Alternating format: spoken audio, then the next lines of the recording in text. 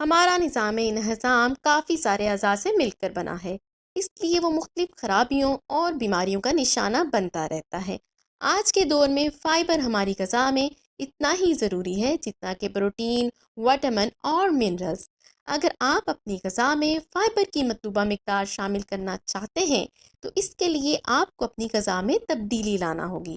مغربی ممالک میں تو بہت سے افراد جو فائبر کے فوائد سے آگاہ ہو چکے ہیں، وہ کوشش کرتے ہیں کہ اسے کسی اضافی شکل میں لیتے رہیں، مثلاً اسپغول، فائبر کی گولیاں یا بھوسی کی صورت میں۔ ہمارے معاشرے میں روایتی قسم کی جو غذائیں اور کھانے استعمال ہوتے ہیں، ان میں آٹے کی چپاتیاں، دالیں، سبزیاں شامل تھیں۔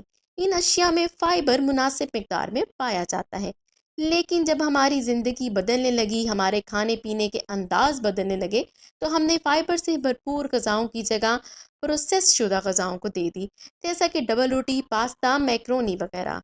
جن غذاؤں میں ریشے کی مقدار کم ہو وہ کئی مسائل کو جنم دیتی ہیں، مثلاً قبض، بواسیر، اپینڈکس، بڑی آنت کا سرطان، موٹاپا، ڈائبٹیز اور امراض قلب وغیرہ۔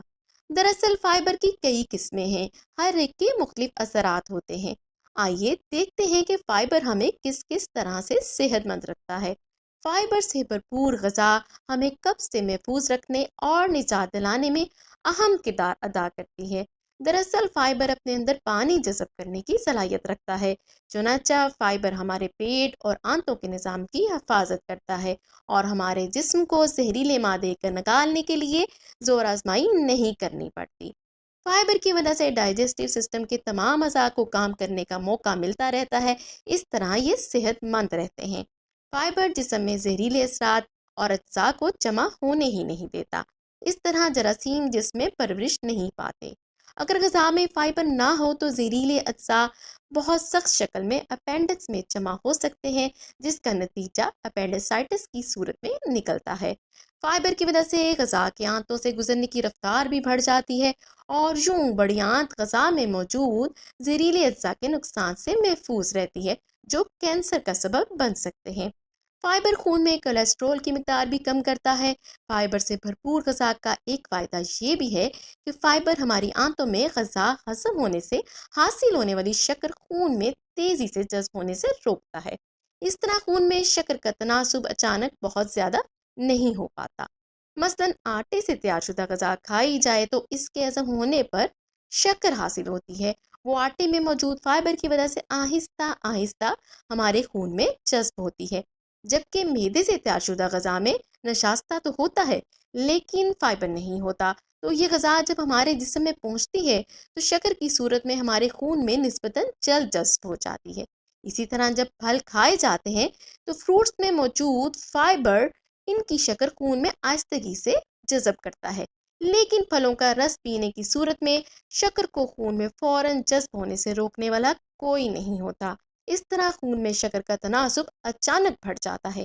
ایک صحت مند فرد کے لیے تو یہ صورتحال کسی پریشانی کا باعث نہیں ہوتی، لیکن جو افراد ڈائبٹیز کا شکار ہیں، ان کے خون میں شوگر کی مقدار ایک دم بڑھ جانے سے پیچیدگیاں پیدا ہو جاتی ہیں، کیونکہ ان کا جسم اس اچانک اضافے کو کنٹرول نہیں کر سکتا۔ زیادہ فائبر والی غذاؤں میں کیلوریز بھی کم ہوتی ہیں، اس طرح فائبر ڈائٹ استعمال کر کے موٹاپے کا سبب بھی ہو سکتا ہے۔ زیادہ فائبر والی غذاؤں کو چبانے کی زیادہ ضرورت پڑتی ہے، نتیجہ یہ نکلتا ہے کہ آپ کے منہ اور گلے سے غذا میں ہاضم رطوبت شامل ہو جاتی ہے، جو غذا کو جلد ہضم کرنے میں مدد دیتی ہے۔ ہائی فائبر ڈائٹ سے معدہ پھول جاتا ہے اور بھرا بھرا محسوس ہوتا ہے، کیوں پیٹ بھر جانے کا احساس خلاف معمول جلد ہو جاتا ہے۔ اس طرح آپ زیادہ کھانا نہیں کھا پاتے اور موٹاپے سے بچے رہتے ہیں۔ زیادہ ریشے دار غذاؤں کی موجودگی کی وجہ سے معدے کو خالی ہونے میں وقت لگتا ہے اور پیٹ بھرے ہوئے ہونے کا احساس دیر تک قائم رہتا ہے۔ فائبر کو مختلف اشکال میں استعمال کرنے سے اس کے مختلف اثرات مرتب ہوتے ہیں۔ سوجی میدہ نکالے بغیر چھینے آٹے کی چپاتیوں اور بغیر پالش کیے ہوئے چاولوں میں ریشے کی اچھی خاصی مقدار موجود ہوتی ہے۔ یہ اشیاء ہماری دیہی آبادی کے بڑے حصے کی غذاؤں کا اہم جز ہیں۔ ہم نے ماڈرنائز ہو کر ان کی جگہ تیار شدہ ڈبل روٹیاں، پراٹھے اور پالش کیے ہوئے چاول کھانا شروع کر دیے ہیں۔ ہمارے روایتی کھانوں میں دالیں اور پھلیاں بھی فائبر سے مالا مال ہوتی ہیں، لیکن ان کی جگہ بھی ہم نے فاسٹ فوڈ کو دے دی ہے۔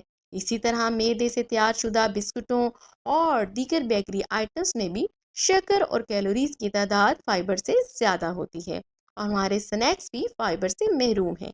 ان کی بجائے چنا، مونگ پھلی اور بھٹا اچھی فائبر والی غذائیں ہیں۔ پھل کھانے کی بجائے پھلوں کا رس پینا فیشن بن گیا ہے۔ اس طرح بھی جسم کو ملنے والے فائبر کی مقدار کم ہو گئی ہے۔ ڈاکٹر کہتے ہیں کہ ہماری روزانہ کی غذا میں 30 سے 40 گرام فائبر شامل ہونا چاہیے۔ اگر آپ اپنی غذا میں فائبر بڑھانے کے خواہش مند ہیں تو آپ کو چاہیے کہ آپ بغیر صاف کیے ہوئے اناج اور پھلیاں استعمال کریں، یعنی میدے کی بجائے آٹا، دھلی ہوئی مونگ اور مسور کی بجائے چھلکے والی مونگ اور مسور کی دال کھائیں۔ اسی طرح پھلکوں کو چھلکوں سمیت کھائیں، جیسا کہ سیب، ناشپاتی، کھیرا وغیرہ سب چھلکوں سمیت استعمال کریں۔ تو دوستو، کیا آپ تیار ہیں اپنی غذا میں فائبر کی مقدار بڑھا کر ایک صحت مند زندگی کی طرف قدم بڑھانے کے لیے؟